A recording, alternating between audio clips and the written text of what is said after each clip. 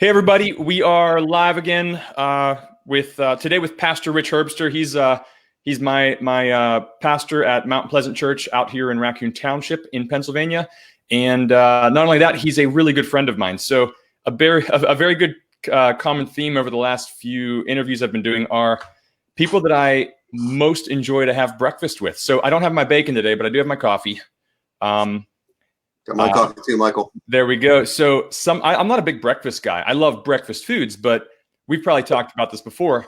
When you're having breakfast with a whole big group and like a big family, it's just the best, right? So the times we've been to Honduras together, oh man, you come home and you just miss having breakfast, right? So, I love me some breakfast, Mike.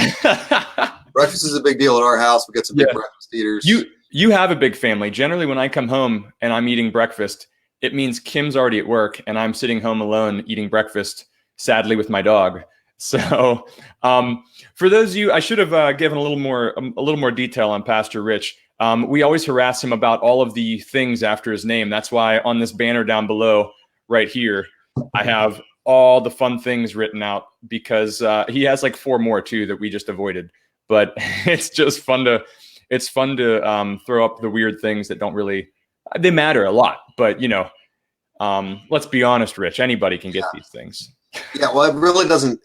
It matters to some people, but not so much to our people. Our people aren't impressed by these kinds of things. Yeah. I'm not really impressed by them either. It's just kind of, you pick up some of these credentials along the way, and some of them I wasn't even intentionally pursuing and picked up along the way, but but I guess they all stand for something. They all mean something. Of course, right? People like to know about them sometimes. So, and it is fun to throw them out there on occasion. So, so you started out in college as a biology major, if not mistaken.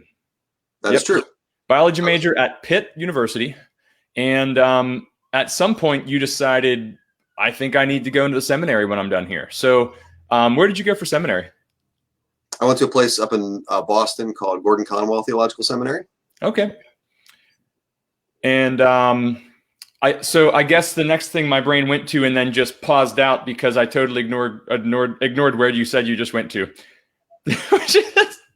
which is common for our conversations, right? We start thinking about the next thing. You're really good at this, Mike. Thank you so much. That means you're really good at this. You got a gift, my friend. You have a gift, sir. I went to a place called Gordon Conwell Theological Seminary, which is on the North Shore of Boston. There we go. Beautiful place and miserable winters and people are not very friendly. But other than that, it's a wonderful place. Yeah. So I didn't know that you'd ever spent time in Boston. So that's really fun for me because I've never been there, and we could have all kind of conversations now about Boston. Not here live, but in the future. But something else is I'm so blessed and so grateful to have several people that I'm able to reach out to and do stuff like this with interview. That people that just really mean a lot in my life and really are people I look up to, people I reach out to for questions. And you are yet again one of those people, somebody that I look up to for a proper marriage, for the ability to have communication with their spouse, be a good dad. And on top of all of that, the most important of all that is you're a godly man, and the way you research and study and teach God is probably what draws me to you more than anything, because you have the ability to take the passages that we've all heard 100 times, right? And you can describe the cultural aspect of the day, the historical aspect of what a couple words in that phrase would probably actually mean to the Jewish culture or the Babylonians or whoever in that time. And then if it's still confusing, you're able to take the literal Greek, Hebrew, or Latin translation and give us what they are saying outside of kind of how everybody uses the term, the love in English. We have one word. And what is the Hebrews have 13? Or in the Hebrew language is 13? Is that accurate? I don't know, Mike. That's a great question. It would require some research for me to answer a question like that. Believe it or not, I don't have all that kind of data at my immediate beck and call. I'm very disappointed in you. I think probably what you're referring to is that we often talk about, in Greek, the 4 loves and all those kinds of things. So there are certainly within these different languages which form the background of the Old and New Testament, there's a lot of riches to be mined there when you really dig into some of this kind of stuff. And yeah, not everybody has the opportunity to spend years in seminary learning Greek and Hebrew and spending that time to do that. I think it is important for somebody to do that, especially in the context of a community of faith. Somebody's got to be able to answer a question about, my translation says this, but your translation says that, or what's going on there, or Certainly, you know, certainly. who in the world are the Chaldeans, and what are they doing here? You know, some of those kinds of things somebody needs to be able to answer. Not that I consider myself, you know, the Bible answer man or something, but it is my role as teacher and that kind of thing to be able to be somebody who has at least access to the answers to those kinds of things, to resource my people so that we can all know and understand and be growing in our understanding. Yeah, what God says. Yeah, and that's what I use you for sure. Is not the Bible answer man, but the historical and cultural explanation man, right? Like I just love that. I love that you're able to take and put me in that situation to understand it better. You put me in those shoes. The reason I really wanted you on today is because your sermon on Sunday, even though it was pre-recorded because there was. We were cut off the short list. The Bruces were not allowed in the sanctuary for your Thursday recording, and we really wanted Kim. We really wanted to include Kim, and if we could have found a way to include Kim, but leave Mike out, we were all for that. But yeah, that was find a way to make it happen. Yeah, I always assume that's the case. So, no, actually, we do like you, Mike. But this is what guys do. We razz each other this way. Yeah. If we were in person, you'd punch me in the chest and I would cry. So that happens too. There's stories after stories of me crying at your hands. But so you spoke of normalcy on Sunday, and the idea of really, I mean, to kind of trim it all down, like, we have been living for decades without normalcy. We have been living without the Bible in our house, without faith, and without family, and like a functional living family. We've been living without that in our household. And you're kind of telling us to take advantage of this time to bring that back into the household. The Bible is not just for Sunday, it's for every day. And that resonated so strongly with Kim and I. Her working from home is a blessing, an absolute prayer, answer to prayers for us. So I would just love for you to rehash the parts about your sermon on Sunday for everybody that might be watching that would like to just kind of your perspective of things that you think were the talking points that you really want to hit on again. All right. So one thing I could say about my sermon on Sunday was that it was really long. I noticed that Sunday, listening to myself talk for 40 minutes seemed like a long time. I looked at my watch. I'm glad there was something fruitful in there, for you, Mike. Especially with no congregation, it's hard to, you can't see people yawning or, looking at their watches or anything. So I didn't have any to tell me that it was going on for a long time. But I mean, a lot of what I was talking about is just the fact that, I mean, here we are, we're living in a ridiculously abnormal time. I mean, none of us has ever lived through anything like what we're currently living through. Stay at home, shelter in place orders, and don't go anywhere except the grocery store. And our economy is shut down, and people can't go to work. People are out of work. I mean, everything is out of whack. What we know to be normal. Yeah. But it's a great time to think about what is normal for me and what should be. The real question is, what should be normal? What should normal look like? Yeah. And it's a great time to reestablish within your own life and within your family's life, because now really the household is sort of the center of all of our worlds. Most people are now working from home. Kids aren't able to go to school. So wherever normal is going to happen, it's got to be shaped in the home right now, not so much out there in the community, in the workplace, because people simply aren't there. So it's a great time, though. It's a great opportunity to say, what should our home be? What should our home look like? What should normal be? What should normal look like? And if you don't intentionally establish that, you're going to find a pattern, but it's not going to be a healthy pattern. You're going to fall into whatever habits you happen to fall into. I might watch 12 hours of Netflix today and not take a shower, or I might just eat whatever is in my pantry, whether that's good or not good or whatever else. And I'm just going to drift along. No, in order to not fall into an unhealthy normal, you have to make intentional decisions to say, this is what normal needs to look like for me. And obviously for a person who's a Christian, that should include things like, I'm gonna start my day with prayer. I'm gonna start my day in the Word before I turn to technology, before I get online and surf the internet for an hour or binge watch on Netflix or whatever else. Those things aren't bad. I'm not opposed to watching Netflix, but there needs to be a balance to that, and first things need to be first, and there needs to be some sort of order established. And for parents with kids, what should normal look like for my kids? What do I want my kids' life to look like? Do I really want them to just kind of drift through this day, drift through this time? Especially, they're not in school, they're not doing their normal wake up bedtime thing. Well, I've got to help them establish a pattern that's a healthy pattern. And a healthy pattern should include family time praying together, family time reading the Bible together, family time discussing, hey, what's going on? And where do you need to forgive today? And how can we love our neighbor today? And those are some of the kinds of things that I was challenging our congregation to be thinking about during these abnormal times. Yeah.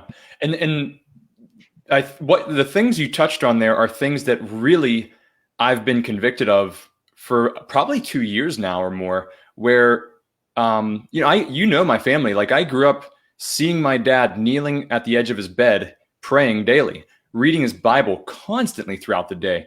My mom is the one who taught me so many of the Bible verses. And the thing was, though, outside of dinner time, we didn't really pray together. Like we didn't come together as a family to study and to pray and to worship. And I have like this innate, it's an insecurity. When I see families doing that, I'm like, I scoff almost. Like, how horrible is that I would, but it's because like I'm too insecure to do it in my own life. And I don't scoff in a bad way. I immediately go, whoa, what's my problem? Like, how can I think a negative thing towards that when that's what I want to strive to?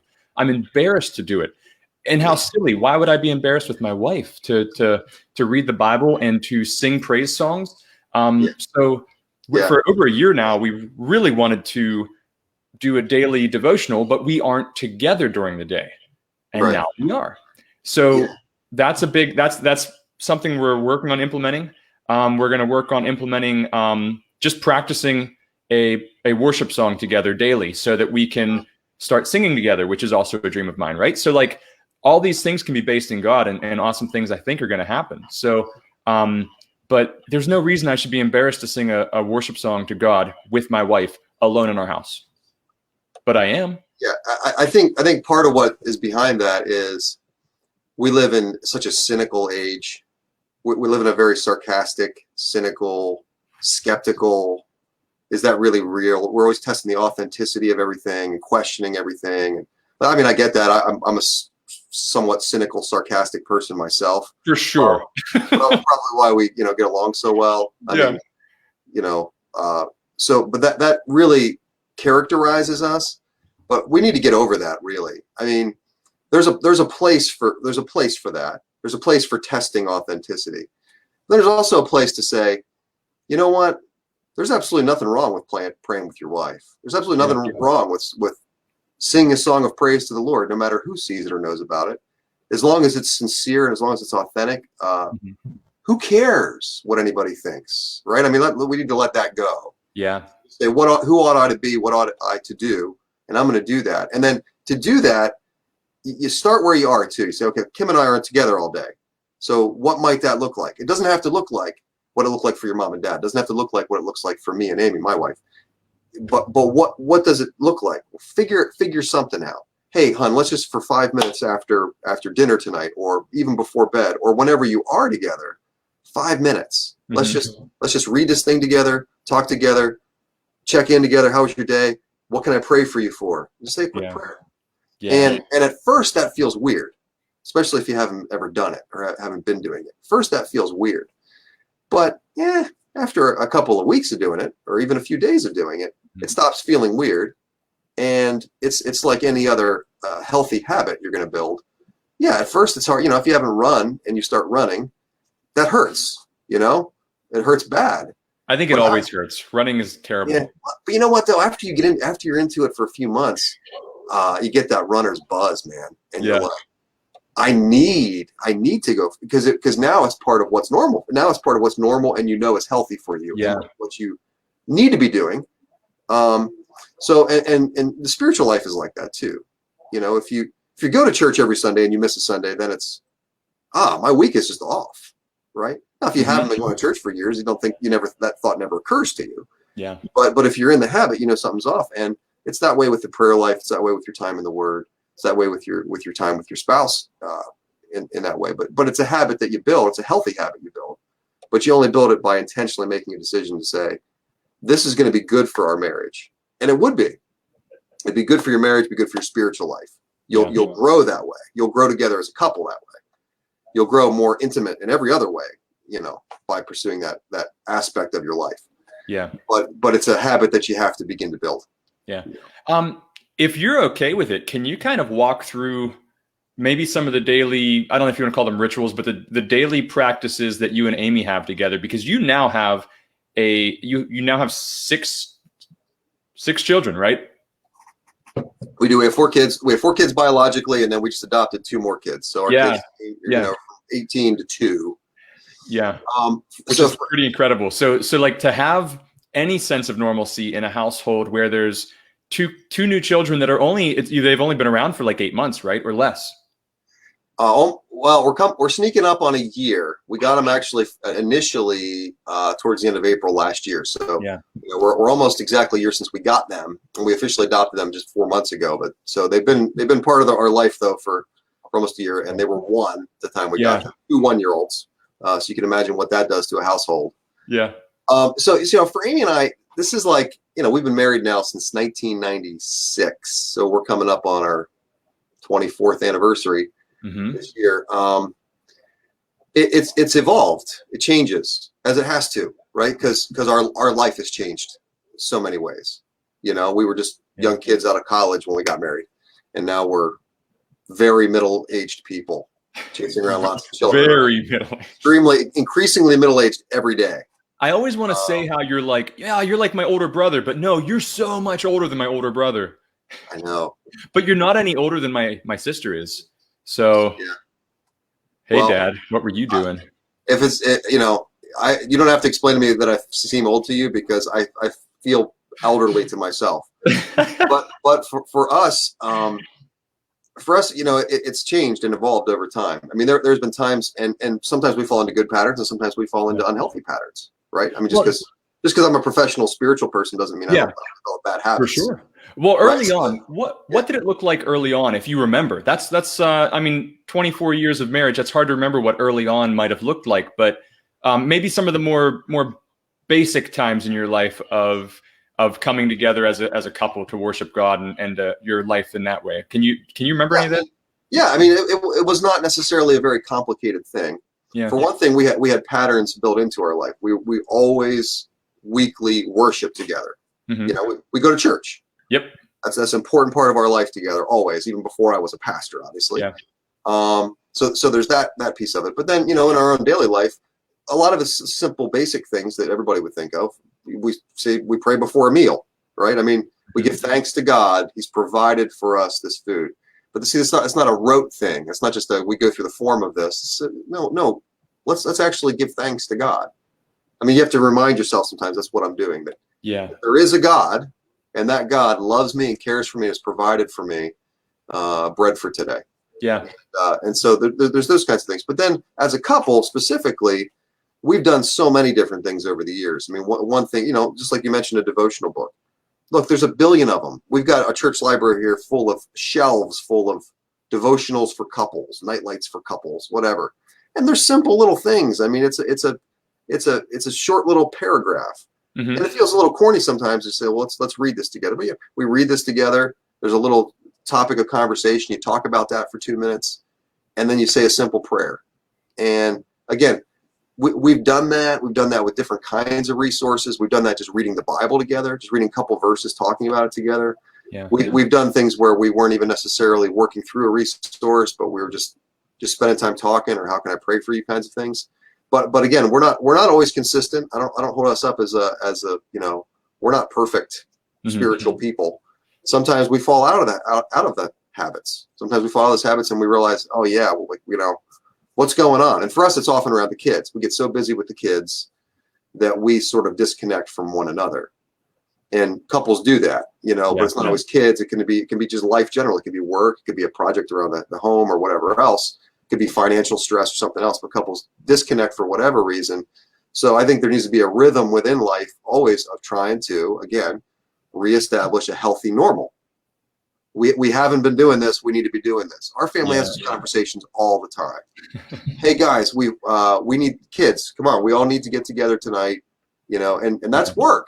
Because they're scattered off, and we have teenagers, and they're not really interested all the time. But so we've got to. It's like herding cats. You got to get everybody together to say, wait, let's sit down for a few minutes and talk. Let's just check in, see where we are. So for Amy and I, that's again evolved, and the biggest challenge right now is we have two toddlers. So we're always trying to navigate that, and I almost feel like while you were talking right there, it kind of hit me like maybe we have lists, people have Evernote or Google Notes or Google Keep, whatever they are. People have lists of everything that they want to do different times for all different things. So I almost feel like one of the things I need to do in my life is make a list of the top 4 things that, like, if I'm not doing these in my life, as soon as I remember, like, oh, geez, I have a list, I should jump back at that list and see if there are things that how I can reincorporate them back in my life, especially in times like this. So times get too busy. It does happen. And hey, what are you going to do? You can do your best to keep them in your life, but if they have to cut, they cut for a time, a season. But man, keep them in mind by writing a list or having that somewhere so that you always know for the rest of your life, these are the things that are most important to me. These are the things that I know make me a better Christian, a better follower of Jesus Christ, and bring those back into my life. So that, I think that's a really cool thing. And something you're talking about with devotionals, everybody has a smartphone. Right here, I have the Bible app, the YouVersion Bible app. Like, there are all sorts of reading plans. And that is actually, Kim and I were talking about this yesterday. That's our goal, is to start, she's going to find a reading plan that she wants the two of us to go through. And we're going to start hitting through that. So, I think that's really great. We have so many great. I mean, we're living in an age where we're drowning in resources, right? Oh, I know. This is not a time where the problem is, well, like, I just don't know. Like, there's nothing for me to work with, nothing for me to do. I'd have to recreate the wheel. No, we got tons of stuff. I mean, it's just, so it's not so much the what that's the problem now. It's just the discipline of actually doing it. Just getting it into my mind that this is important, and I've got to do it. And like you say, whatever it takes to do that. So you prioritize. I'm big on lists. I like lists. I like a to-do list. And put on your to-do list. Put on your to-do list. Pray with my wife. I mean, if that's something that's important, and get it on there every day. Kim always says she puts it in her calendar.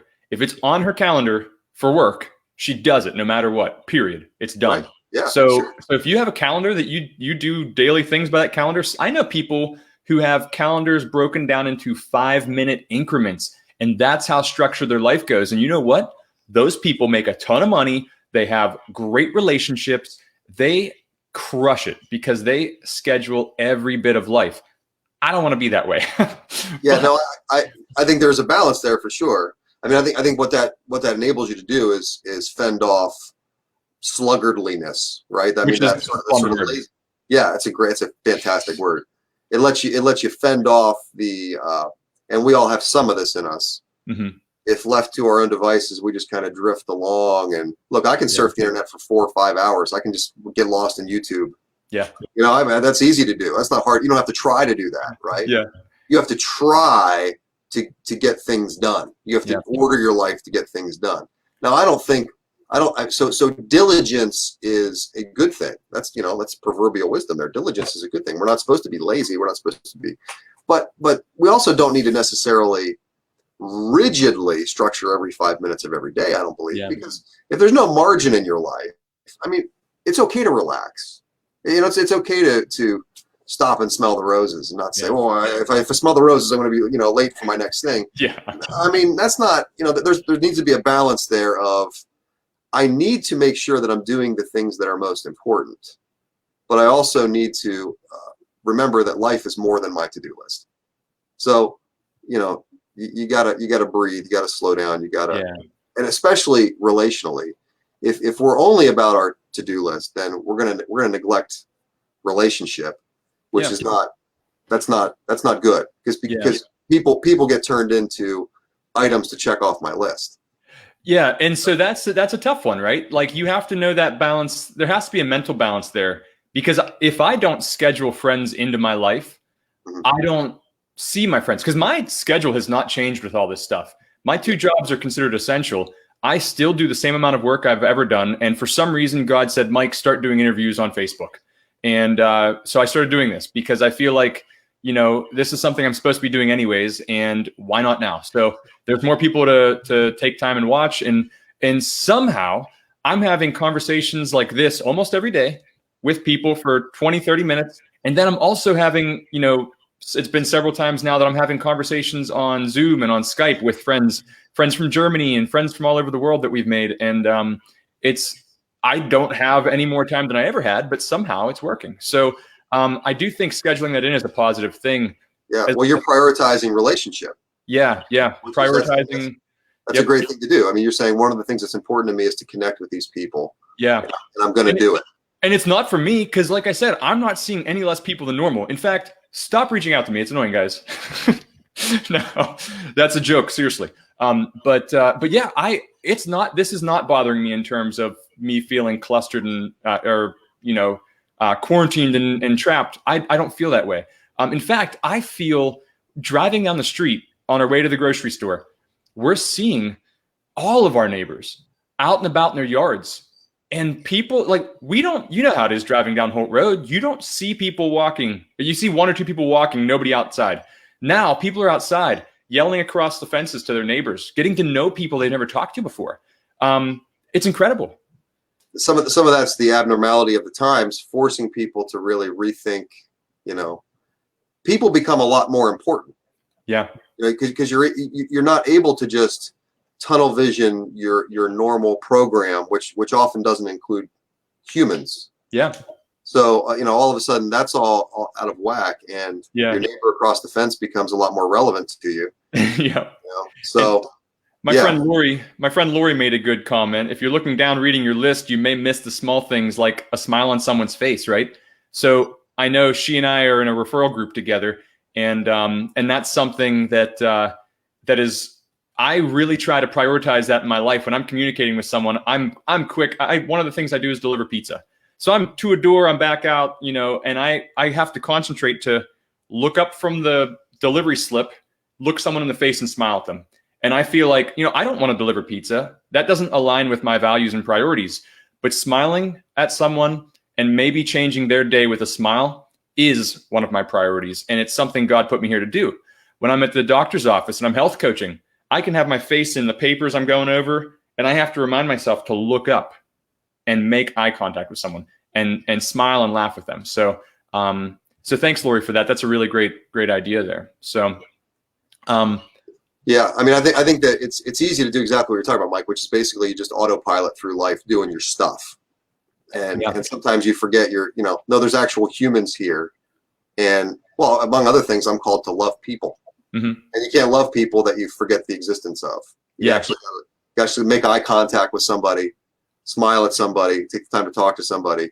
Yeah. And, we all do this too. When you actually are talking to somebody, it's easy to say, hey, how are you? How you doing? But you don't care. You're not really listening. Yeah. You're just trying to give me the money. I'm on to the next pizza. Right. Yeah. So, but that's not what it's always a joy to meet somebody and talk to somebody who you actually realize that person actually cares about me. Mm-hmm. They were actually listening to what I was saying. They were actually asking questions and then listening to the responses. That's so rare, right? It's so rare, because usually so many of our conversations, interactions with people are just transactional. I'm just trying to get from you what I need from you, and then I'm moving on to the next thing. Yeah. When you actually encounter somebody who takes the time to connect with you and actually communicates that they care about you, ask you a question, listen to the answer, man, that's powerful. Just feels good. It's rare. Yeah.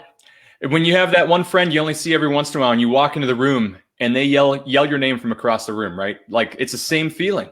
So you can be that to every single person you come in contact with if you have time.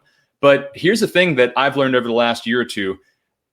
You have an intuition that God gives us. When God says, this guy needs another 2 minutes of your time, give it. So if for some reason you're walking away and you have that feeling, I've done this a dozen times in the last month probably, where you're like turn to walk away and you just go, hey, and you keep the conversation going just for another minute, just because that's what you're told to do. You know, like you have intuition. It's not like special people that have intuition. Everybody has it. So you get these feelings. Oh man, I should probably text that person.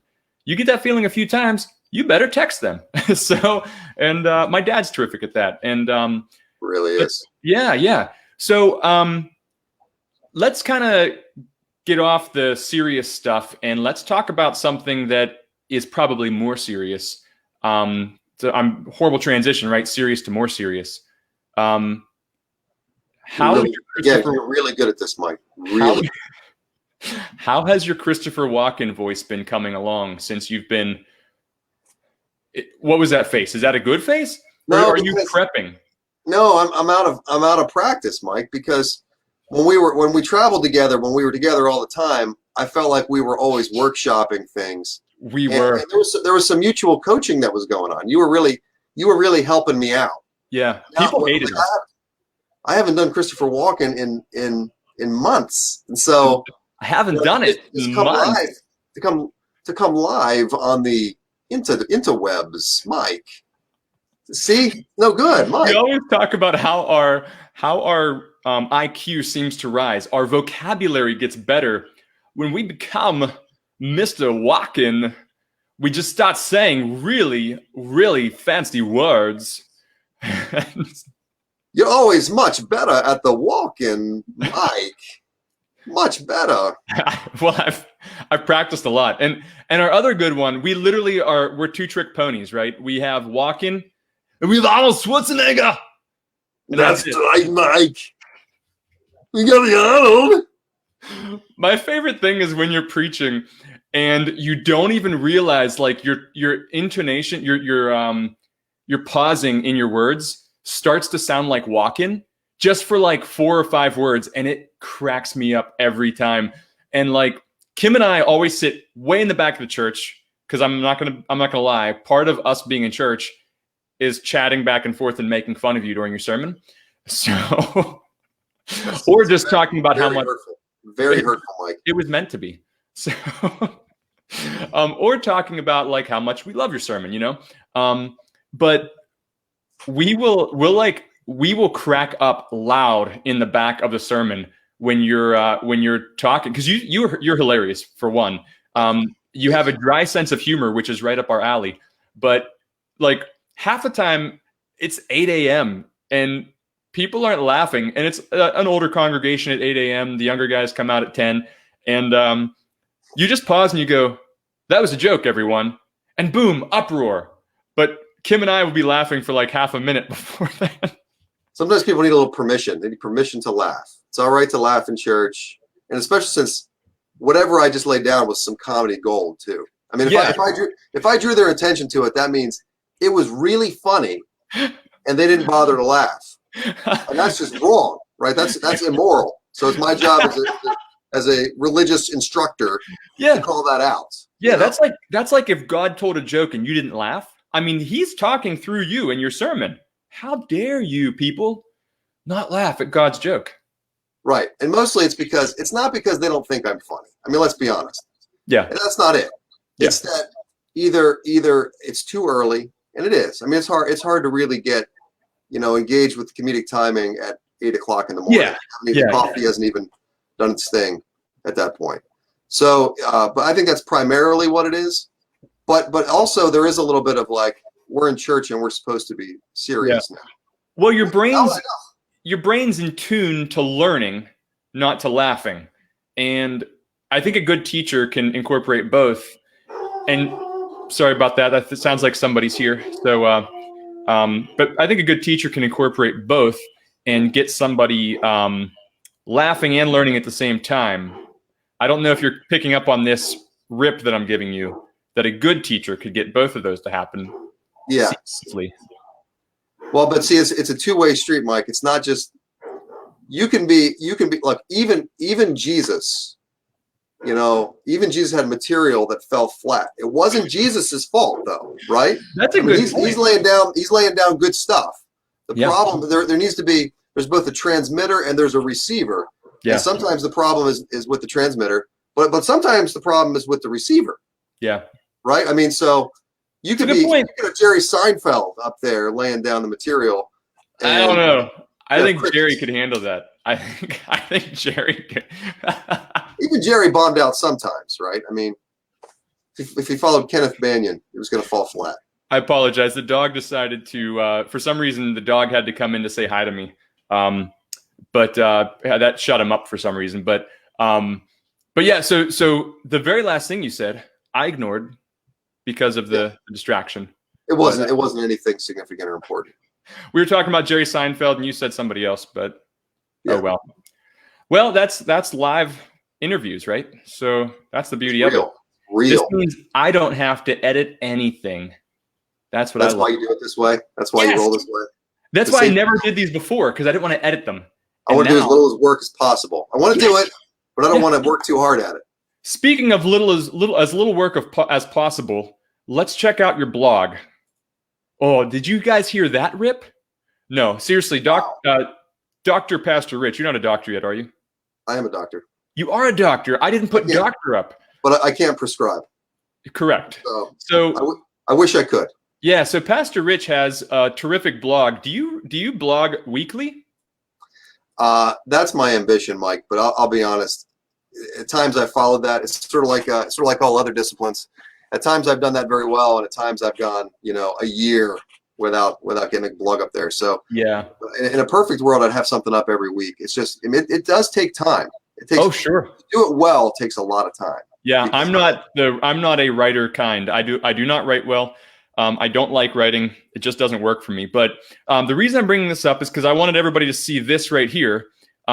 If Pastor Rich seems like the kind of guy you like to follow and you like to learn from, now that we're all learning from home, heck, you can watch 4 or 5 church services a day if you feel like.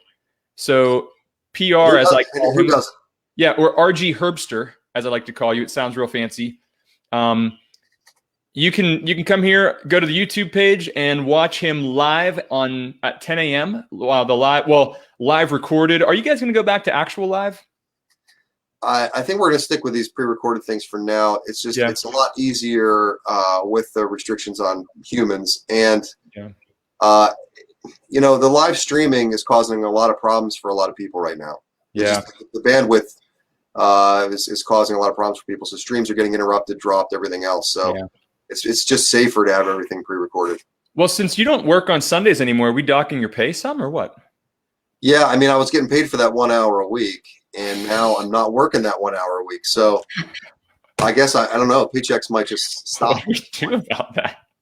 Right. So, that's that old joke, the old joke about pastors working 1 hour a week, which is hilarious. I know you don't ever get phone calls from my neighbor over here at 10 p.m.